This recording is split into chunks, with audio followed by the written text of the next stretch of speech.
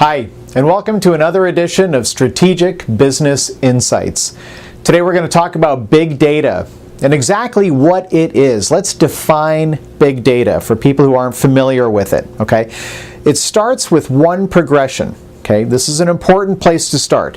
Historically, data was being generated and accumulated by workers. In other words, employees of companies were entering data into computer systems, okay?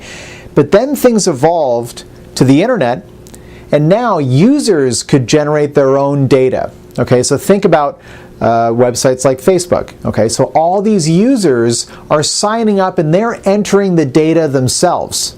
Okay, that's a scalable, that's larger than the first by orders of magnitude. In other words, we're talking about scalability here. It's scaled up from just employees entering the data to users entering their own data. Okay, so all of a sudden the amount of data being accumulated was way higher than it was historically.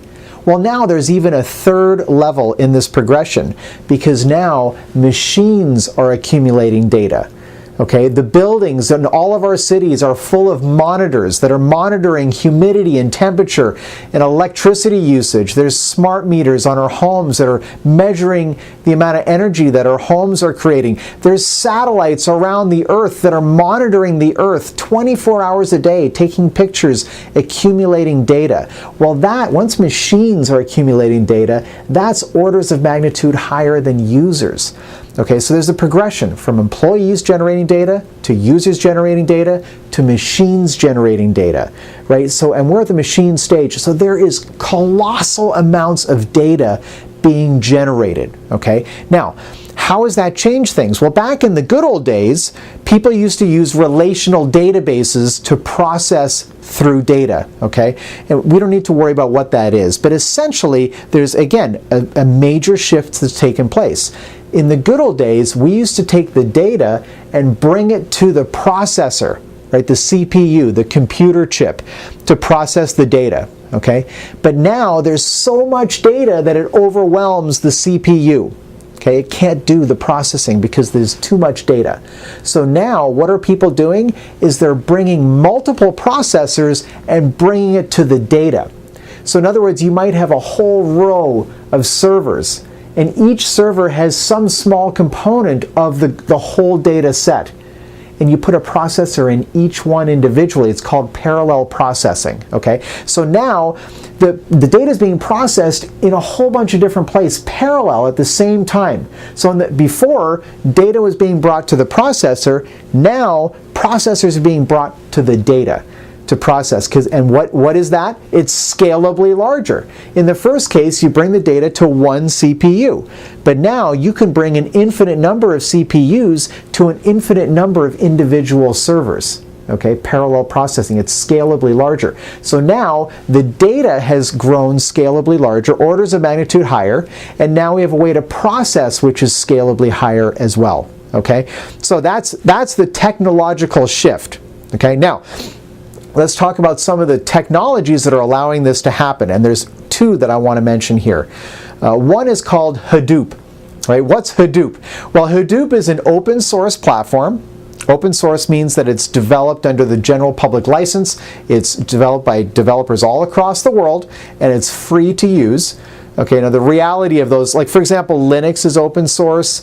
Some of the website building platforms, what they call content management systems, are open source, like WordPress, Drupal, and Joomla. Apache is a server software which is open source. So the fact that it's free is a little bit of an illusion, okay, because you need experts to really understand how to use it, how to implement it, how to customize it for the specific usage that you need. But the basic infrastructure of Hadoop is open source, which means it's free, okay, and it organizes this parallel processing, okay, and it's the software that allows that to happen.